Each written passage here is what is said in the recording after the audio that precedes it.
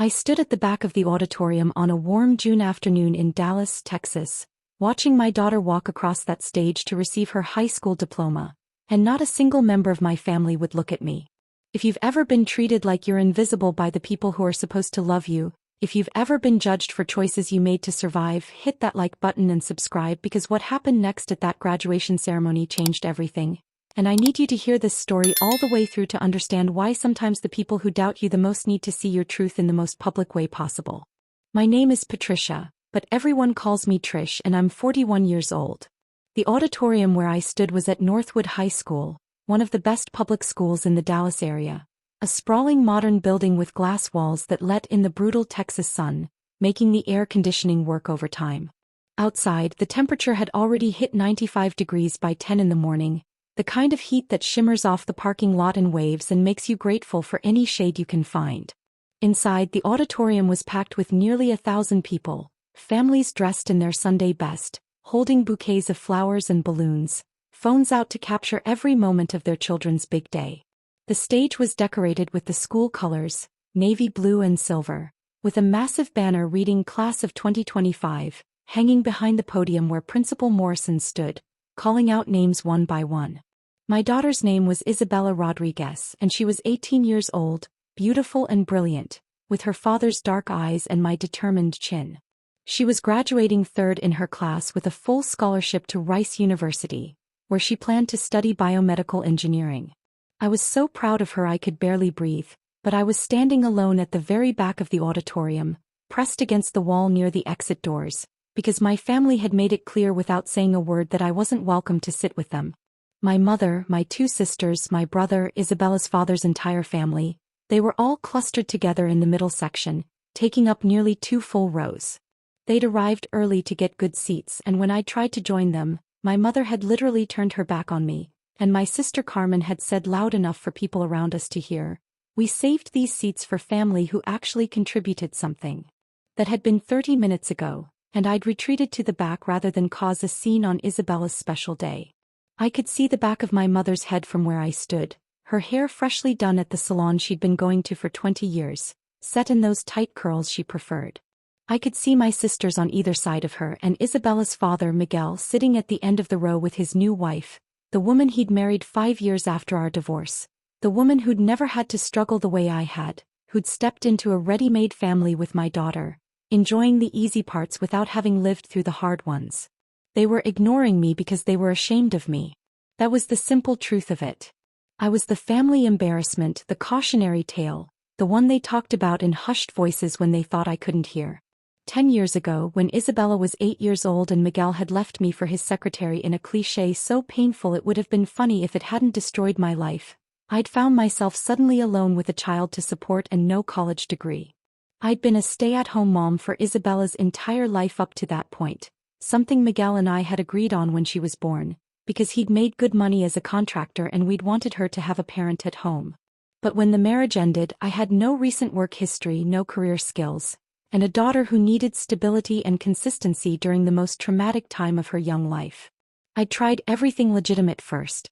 I'd applied for administrative jobs, retail positions, anything that would pay enough to keep us in our small apartment in East Dallas, the 2-bedroom place we'd moved to after Miguel got the house in the divorce.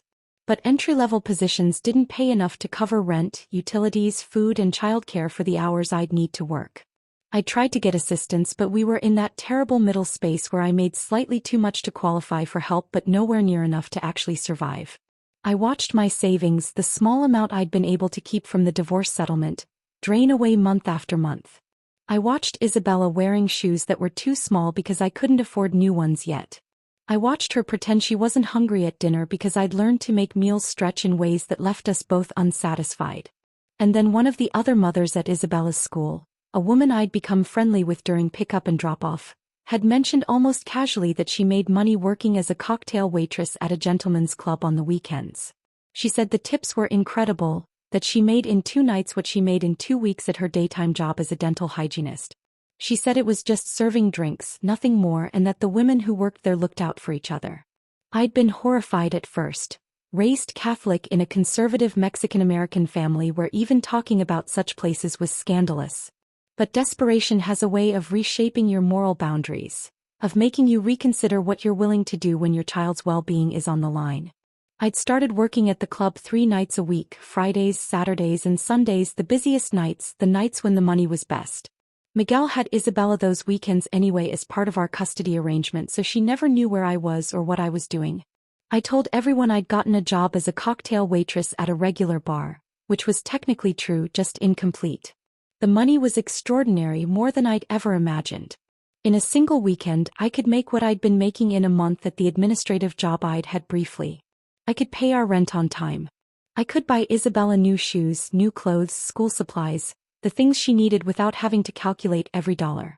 I could start saving again, building a cushion, creating security. But I hated every minute of it. I hated the outfit I had to wear, the short skirt and low-cut top that made me feel exposed and vulnerable. I hated the way men looked at me, the comments they made, the assumption that because I worked there I was available for more than just bringing them drinks. I hated the smoke and the loud music and the sticky floors and the feeling that I was betraying every value I'd been raised with. But I did it anyway because love for your child is stronger than pride, stronger than shame, stronger than the judgment you know is coming if anyone finds out. And people did find out, eventually. Someone Miguel knew had seen me there, had recognized me despite the heavy makeup and different hairstyle I wore at work. And he'd told Miguel, who'd told his family, who'd told my family, and suddenly everyone knew. The judgment had been swift and brutal. My mother had cried and asked me how I could disgrace the family like this. My sisters had stopped inviting me to family gatherings.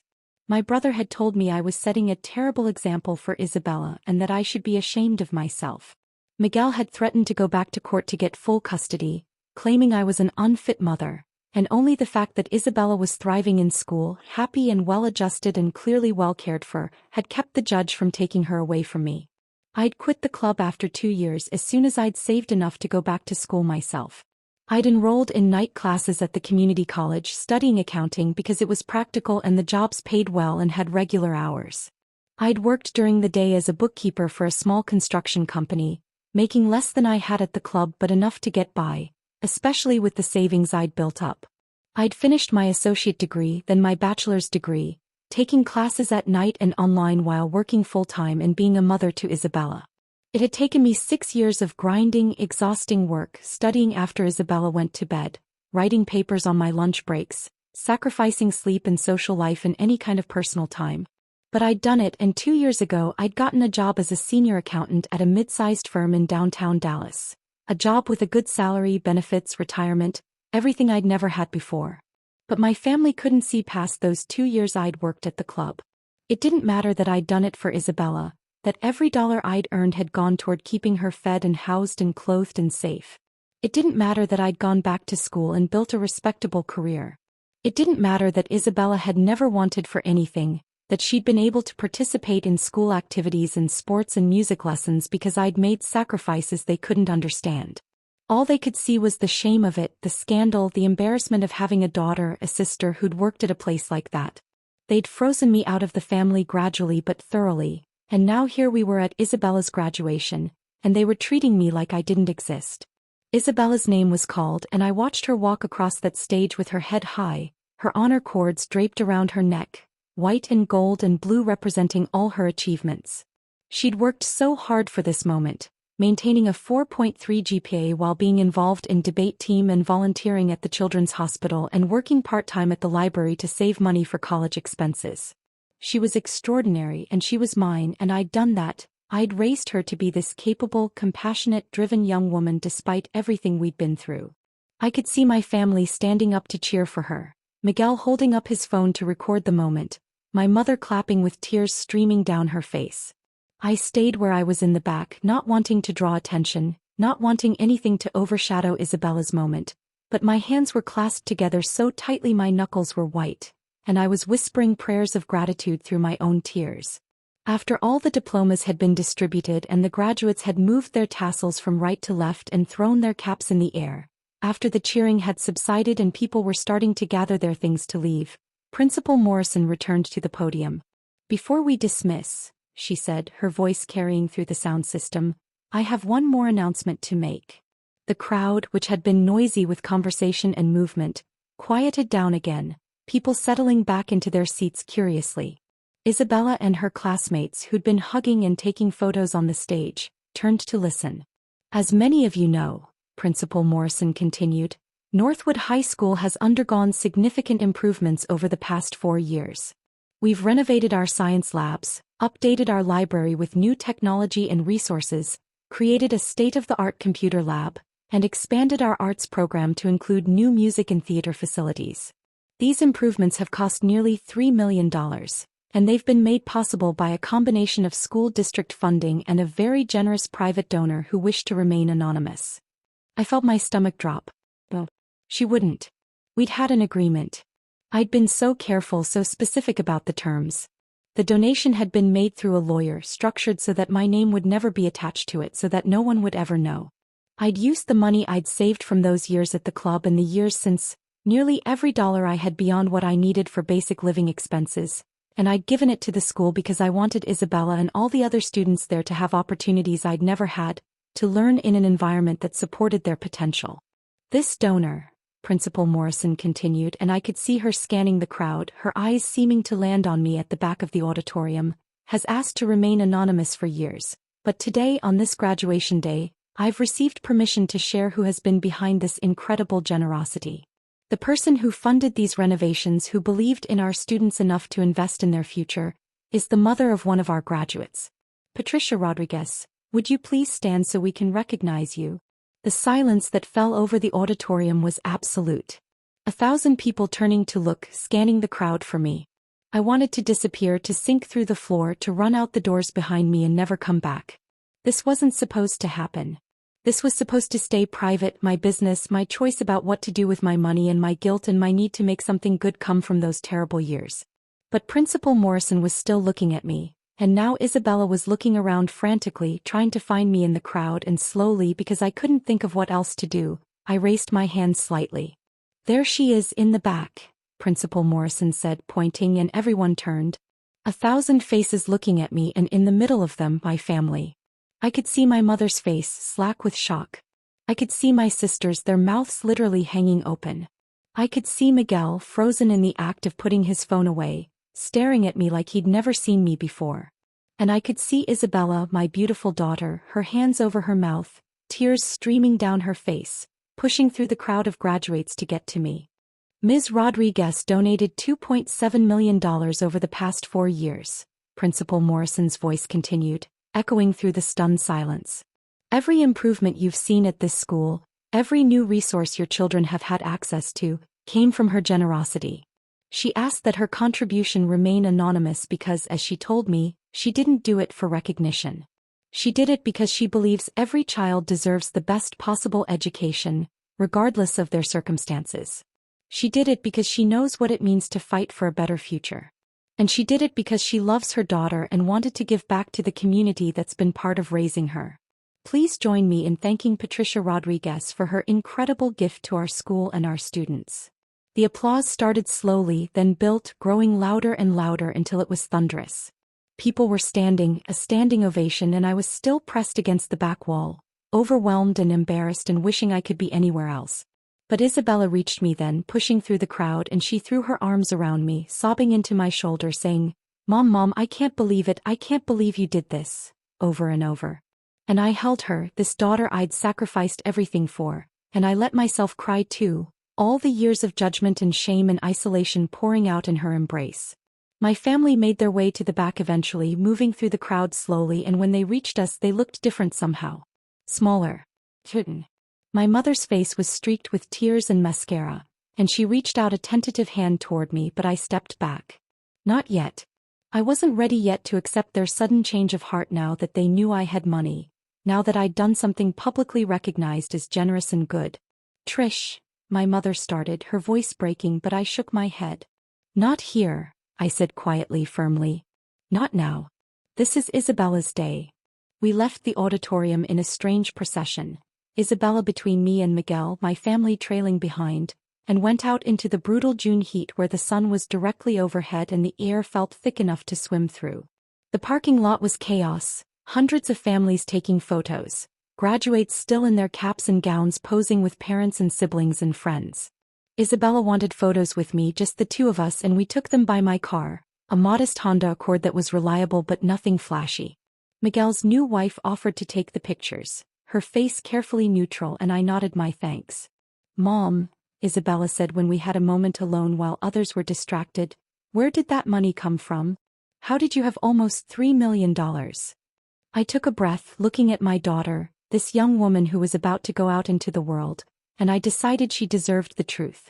Not the sanitized version, not the explanation that made me comfortable, but the real truth about sacrifice and choice and what it means to love someone more than you love your own comfort or reputation. You remember when you were 8 and your dad and I divorced?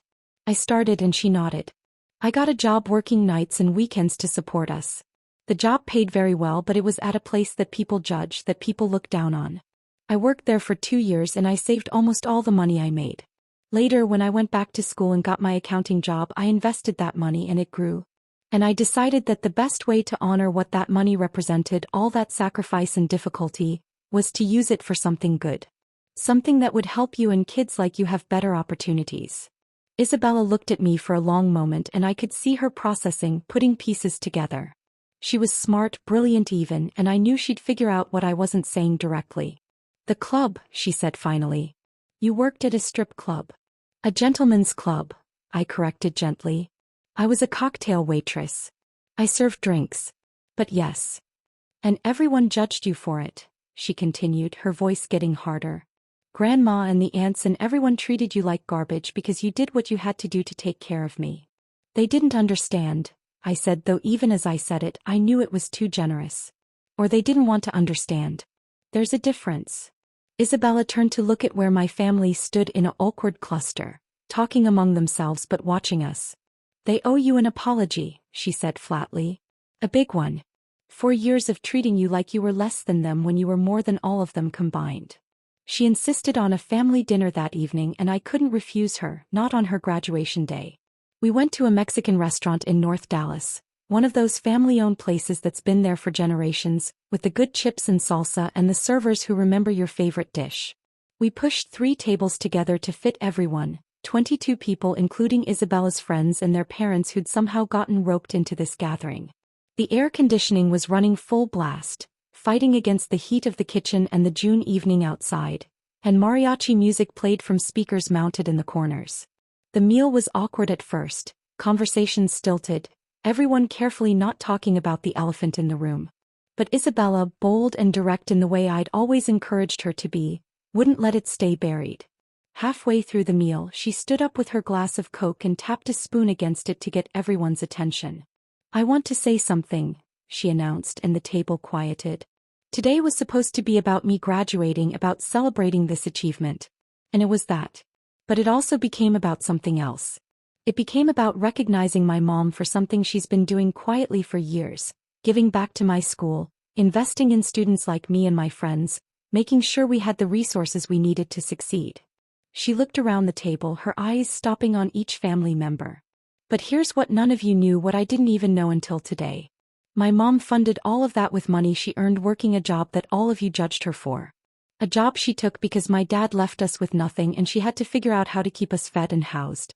She worked at a club for 2 years, saved everything she made, invested it, grew it, and then gave it away to make other people's lives better.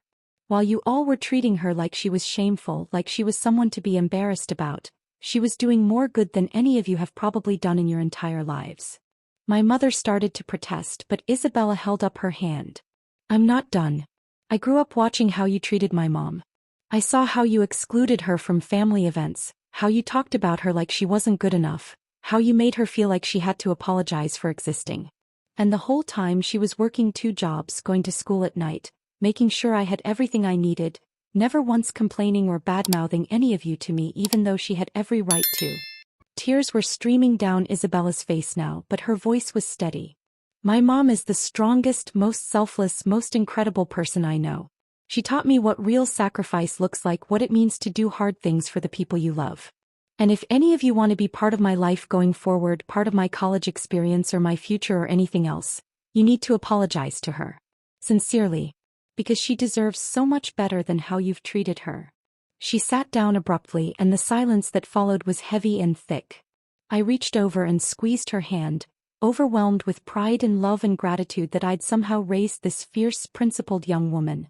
My mother was crying openly now and my sisters were staring at their plates, and Miguel looked like he wanted to be anywhere else. It was my mother who spoke first, her voice small and broken. "Mija," she said, looking at me with red, swollen eyes. "I'm so sorry. I was wrong. I was so wrong about everything." The apologies came then, haltingly at first, then more freely. My sisters, my brother, aunts and uncles and cousins who'd been at the graduation. They apologized for judging me, for excluding me, for making assumptions about who I was based on one choice I'd made during the hardest time of my life. Miguel apologized for threatening to take Isabella away, for not supporting me better during and after the divorce, for not seeing how hard I was working. Some of the apologies felt genuine, rooted in real regret and understanding.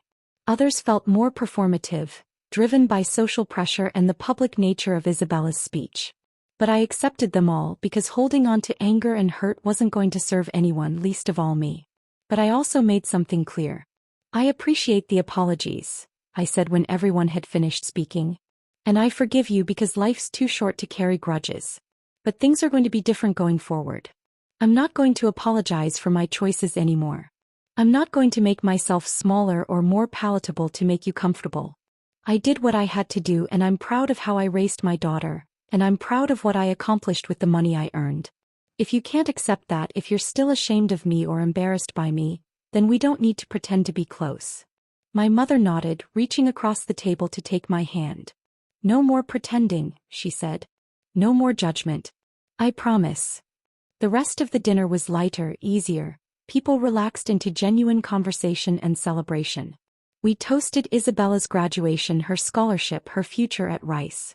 We toasted my mother's upcoming birthday. We toasted family, complicated and messy as it was.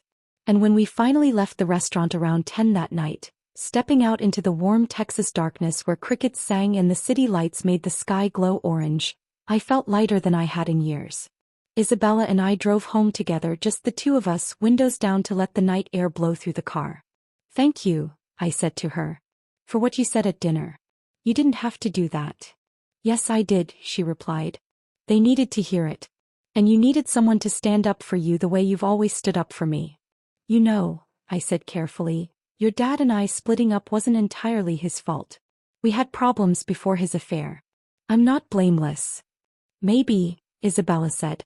"But he left and you stayed. He moved on to an easier life and you did the hard work of raising me alone.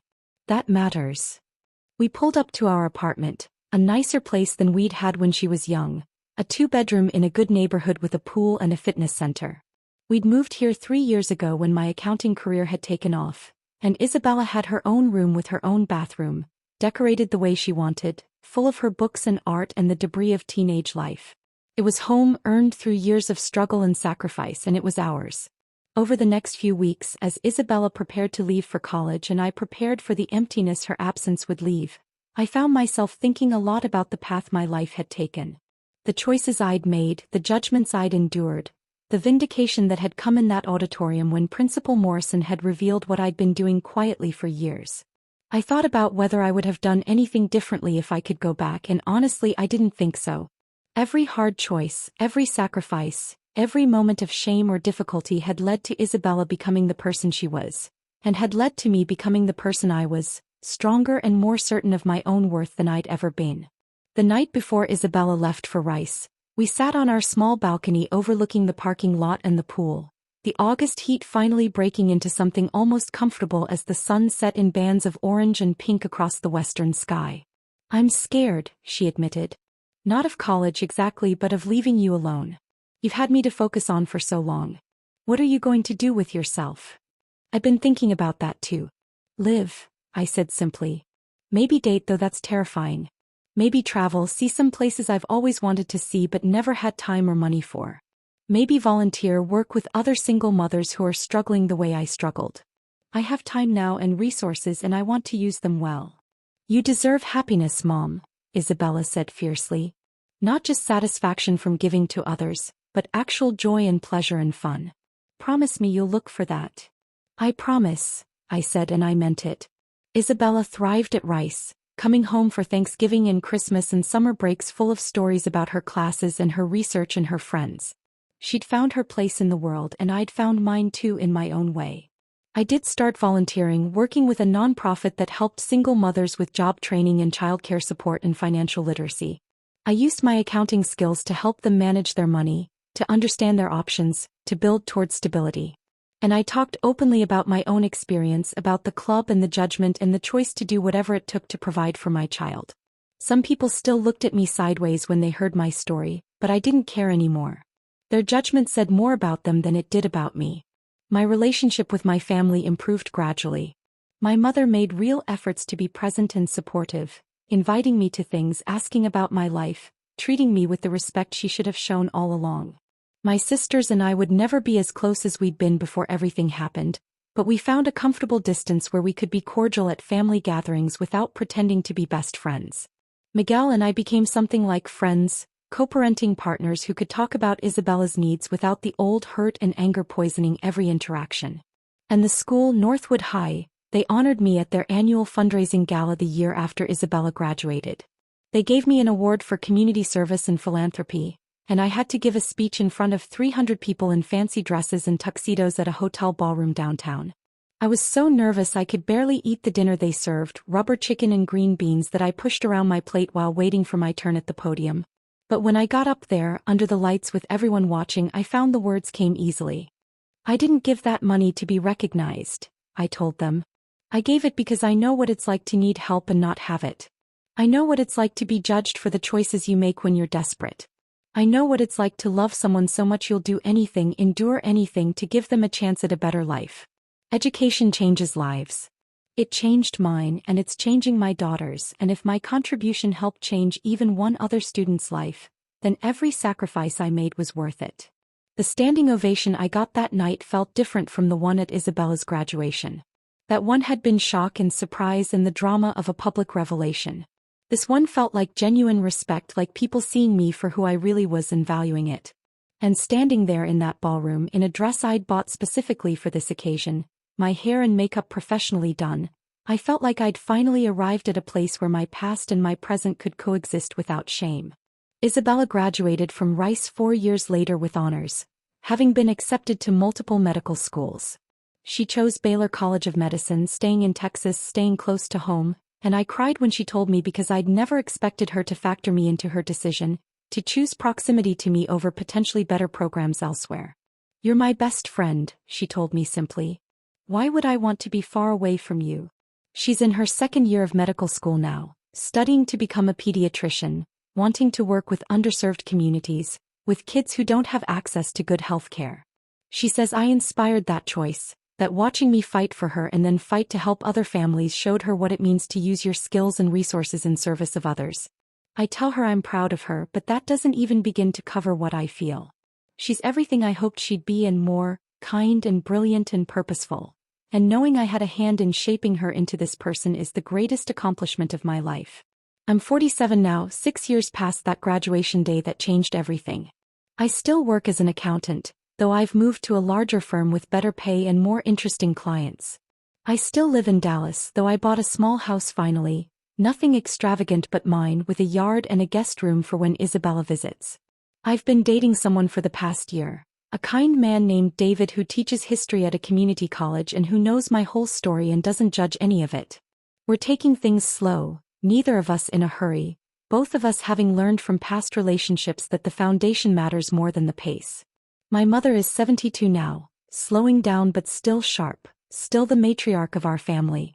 She calls me at least once a week, sometimes just to talk, sometimes to ask advice, sometimes to tell me she loves me and she's sorry for the years she wasted being ashamed instead of proud. I tell her it's okay, that I've forgiven her, and mostly that's true. Some wounds heal completely and some leave scars you carry forever, and I've learned to live with both. The money is gone, the $2.7 million I gave to the school, but I've built more since then through savings and investments and careful planning. Isabella's medical school is paid for through a combination of scholarships, grants, and an education fund I set up years ago. She'll graduate without debt, free to choose her career based on passion rather than financial necessity, and that might be the greatest gift I could give her, the freedom I never had. Sometimes I drive past Northwood High School, seeing the buildings I helped improve, the students walking in and out with their backpacks and their phones and their dreams. I wonder who among them will be the ones who make it, who'll get the scholarships and the opportunities and the chance to build lives bigger than the circumstances they were born into. I hope all of them do. I hope none of them ever have to make the kinds of choices I made, but if they do, I hope they know that survival isn't shameful, that doing hard things for the people you love is honorable, and that judgment from others says more about their limitations than your worth. That graduation day 6 years ago, when Principal Morrison announced what I'd done and my family's eyes were open to who I really was, it felt like vindication, like justice, like the universe finally giving me credit for all the years of struggle and sacrifice. But the truth is, I didn't need their acknowledgement to know my worth. I'd known it all along, in every difficult shift at the club, in every night class I took while exhausted, in every moment I chose Isabella's well-being over my own comfort. The recognition was nice, the apologies were healing, but the real validation came from looking at my daughter and knowing I'd done everything right where it mattered most. She tells me now, when we talk about those years, that she always knew I was doing my best, that she never felt unloved or uncared for even when money was tight. She says the most important thing I taught her wasn't about perseverance or sacrifice, though she learned those things too. The most important thing was that love is a verb, not a feeling. It's what you do, not what you say. It's showing up every day, making hard choices, putting someone else's needs ahead of your own comfort, and never giving up even when everything feels impossible. And she's right. That's what I did for 18 years of her childhood and every day since. I loved her in action, in sacrifice, in the million small choices that added up to her life full of possibility and promise. The money I earned and gave away, the judgment I endured, the family relationships that fractured and slowly healed, all of it was just the cost of that love, and I'd pay it again without hesitation. So if you're someone who's made hard choices to survive, who's done things others judge but that you knew were necessary, who's sacrificed your comfort and your reputation for someone you love, I want you to know something. Your worth isn't determined by other people's understanding. Your value isn't diminished by their judgment. You know what you've endured and why you endured it, and that knowledge is enough. The vindication, if it comes, is just a bonus. The real reward is looking at the person you protected, the life you built, the love you demonstrated through action, and knowing that you did what needed to be done with courage and grace. That's what I learned standing in the back of that auditorium, alone and excluded, and then suddenly, shockingly recognized. Not that I needed their approval, but that I'd earned my own. And in the end, that's the only approval that truly matters. If my story connected with you, if it made you think about your own journey or the sacrifices you've made that others might not understand, I'd be grateful if you took a moment to hit that like button. It helps more people find stories like this, stories about real struggle and real love and the complicated choices we make when life doesn't give us easy options. And if you stayed with me through this whole journey, if you walked with me from that graduation day through all the years of struggle that led there and the healing that came after, leave a comment saying, "Love is a verb," so I know you were here, that you heard me, that you understand. There's another story waiting for you just a click away. Another life lived fully despite judgment. Another person who found their way through darkness to light. Go ahead and watch it next. Sometimes the stories we need to hear find us exactly when we need them most. I'll be there with you.